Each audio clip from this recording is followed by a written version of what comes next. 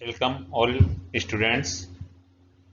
इस वीडियो में हम business statistics meaning and definitions, व्यावसायिक सांख्यिकी का अर्थ और परिभाषा समझेंगे।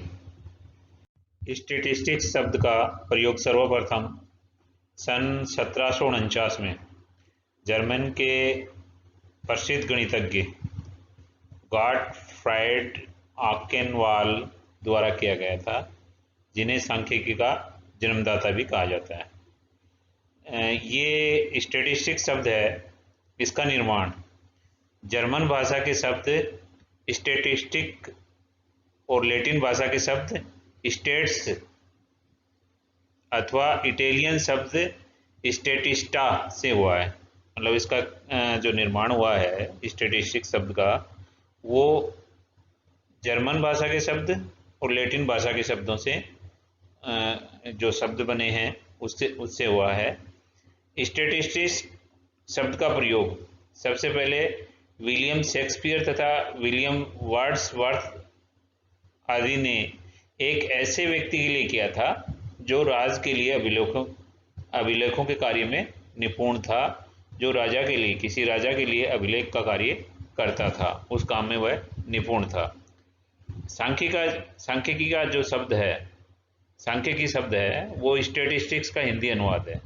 हिंदी अनुवाद स्टैटिस्टिक्स का सांख्यिकी है। फादर कामिल बुल्के ने अंग्रेजी हिंदी कोश में स्टैटिस्टिक्स शब्द के दो अर्थ दिए हैं, एक बहुवचन संज्ञा के रूप में और दूसरा एक वचन संज्ञा के रूप में। बहुवचन संज्ञा के रूप में सांख्यिकी का ऐसे समंकों या आंकड़ों से होता है, समंक या आंकड़ों से होता है, जो किसी विशेष क्षेत्र से संबंधित ज्ञात संख्यात्मक तथ्य होते हैं, संख्या से संबंधित तथ्य होते हैं। व्यक्तिगत इकाइयों से संबंधित समूहबद्ध संख्यात्मक समंक इस श्रेणी में आते हैं तथा खाद्य उत्पादन के समंक, बेरोजगारी के समंक, जनसंख्या के समंक, राष्ट्रीय आय के समंक इत्यादि। अब ये समंक क्या होते हैं, इसको होरेस सेक्राइस्ट ने के अनुसार उन्होंने इसको परिभाषित किया है। उसमें उन्होंने माना है कि समंकों से हमारा अभिप्राय तथ्यों के ऐसे समूह से है जो अनेक कारणों से पर्याप्त सीमा तक प्रभावित होते हैं। यानी तथ्य के समूह हैं, समंक क्या है, तथ्यों के समूह हैं जो अनेक कारणों से पर्याप्त सीमा तक प्रभावित होते हैं, जो संख्याओं में व्यक्त किए जा सकते हैं, जैसे किसी व्यक्ति की आयु 50 वर्ष, किसी व्यक्ति की हाइट 5 फुट 6 इंच, तो ये संख्या में व्यक्त किए जाते हैं। एक यथोचित शुद्धता के स्तरानुसार गिने या अनुमानित किए जाते हैं। यानी इनको जब काउंट किया जाता है तो एक ड्यू एक्यूरेसी रखी जाती है, किसी पूर्व निर्धारित उद्देश्य हेतु व्यवस्थित ढंग से संग्रहित किए जाते हैं। यानी कि इनको जो संग्रहण किया जाता है वो किसी पर्पज़ के लिए किया जाता है। जैसे किसी दवा का प्रयोग अपने को देखना है कि वो इफेक्टिव है या नहीं है, तो उससे रिलेटेड, मतलब ये नहीं अपन टारगेट लेके चलेंगे कि कोई उद्देश्य है हमारा उन समंकों को संग्रहित करने के लिए, तो वो व्यवस्थित, मतलब किसी पहले से निर्धारित उद्देश्य के हिसाब से संग्रहित किए जाते हैं। एक दूसरे से संबंधित रूप से प्रस्तुत किए जाते हैं, एक दूसरे से संबंधित भी होते हैं। जैसे पिता और पुत्र की आयु का संबंध देखें, या पति और पत्नी की आयु।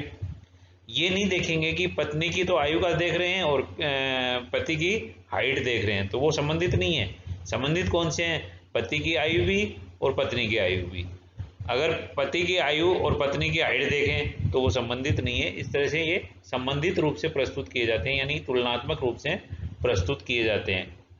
तो जो समंकों की परिभाषा दी है होरेस सेक्राइस्ट ने, इस परिभाषा में अनेक गुणों को शामिल किया है, समंकों के गुणों को शामिल किया है, जिसमें जो मुख्य बिंदु हैं उनमें ये समंक तथ्यों के समूह होते हैं, यानी तथ्य इसमें फैक्ट्स होते हैं, उनको प्रयुक्त करते हैं, संख्या के रूप में व्यक्त करते हैं। जैसे हाइट का है, लंबाई उसका यदि वजन लें तो किसी व्यक्ति का वजन 50 किलो है, किसी का 52 किलो है, 56 किलो है, तो इस तरह से संख्या के रूप में अपन व्यक्त करते हैं। ये अनेक कारणों से प्रभावित होते हैं, जैसे कोई जलवायु है, शिक्षा है, जीवन का स्तर है, उनसे समंक प्रभावित होते हैं। समंक गणना अनुमान द्वारा या गणना द्वारा या अनुमान द्वारा संग्रहित किए जाते हैं, यानी संग्रह करने का तरीका होता है, इनको गिने या अनुमानित किए जाते हैं। इनके समंक संग्रहण करने का वो उद्देश्य निश्चित होना चाहिए और एक दूसरे से संबंधित होने चाहिए।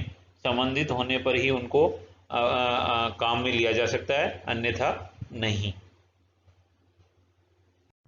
एकवचन संज्ञा के रूप में सांख्यिकी से तात्पर्य उन सांख्यिकीय सिद्धांतों और विधियों से है जिनका प्रयोग संख्यात्मक तथ्यों या द्वारा अनिश्चितता के मध्य निर्णय लेने और सिद्धांतों के परीक्षण में सहायक होता है।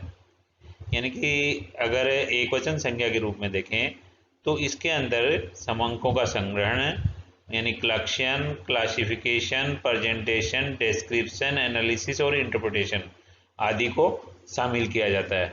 यानी समंकों का संग्रहण से मतलब ये हुआ कि समंक कब, कहाँ से और किस ढंग से एकत्रित किए जाएंगे।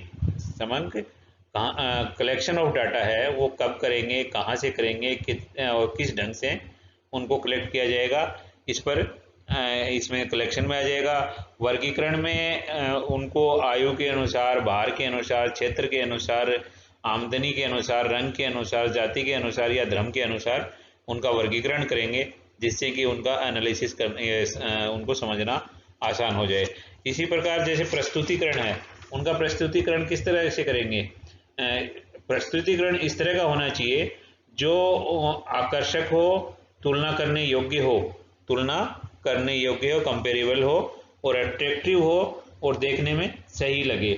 प्रस्तुतिकरण में जो तथ्य आएगा ये बिंदु रेखीय हो सकता है या सारणीय यानी टेबुलेशन के द्वारा भी प्रस्तुतिकरण किया जा सकता है। इसमें उसके बाद अपन एनालिसिस करेंगे, उसमें गुण संबंध, सह संबंध, विषमता के माप, इस तरह से इनका ये तथ्य ज्ञात किए जाते हैं और फिर उनसे निष्कर्ष, इंटरप्रिटेशन निकालेंगे, निष्कर्ष निकालेंगे।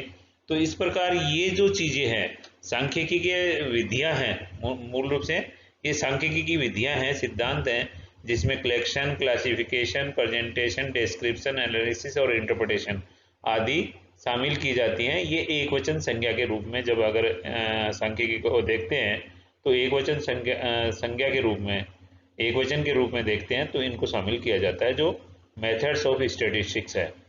अब इन सब एक वचन और बहुवचन के रूप में सांख्यिकी का अर्थ समझ लेने के पश्चात एक अगर कोई सर्वमान्य परिभाषा अपन जानना चाहते हैं सांख्यिकी की, तो वो होगी सांख्यिकी विज्ञान और कला दोनों है। यानी कि इसको विज्ञान भी माना है, कला भी माना है, जो सामाजिक, आर्थिक, प्राकृतिक समस्याओं के अध्ययन, समाधान के उद्देश्य से, किस पर्पज क्या है, सामाजिक भी हो सकता है, आर्थिक भी हो सकता है और प्राकृतिक समस्या भी हो सकता है, उनके अध्ययन के लिए और समाधान के लिए के उद्देश्य से समंकों का संग्रहण यानी collection of data collection, classification, सारणीयन यानी टेबुलेशन, प्रदर्शन, प्रेजेंटेशन, विश्लेषण, एनालिसिस और इंटरप्रिटेशन निर्वचन करती है।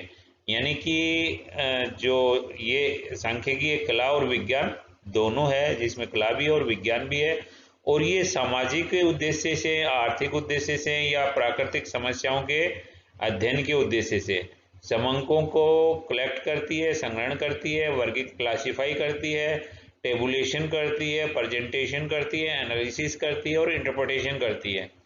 और इनसे संबंधित वैज्ञानिक रीतियों के प्रयोग से, वैज्ञानिक रीति होती है जो साइंटिफिक मेथड्स हैं, उनके आधार पर अन्य भौतिक एवं सामाजिक विज्ञानों को समझने में सहायक होती है, ताकि निर्धारित उद्देश्य की पूर्ति हो सके। तो सांख्यिकी का एक सारांश के रूप में अपन ने सांख्यिकी की परिभाषा को जो लिया है, तो एक उपयुक्त परिभाषा इसको कह सकते हैं। Thank you.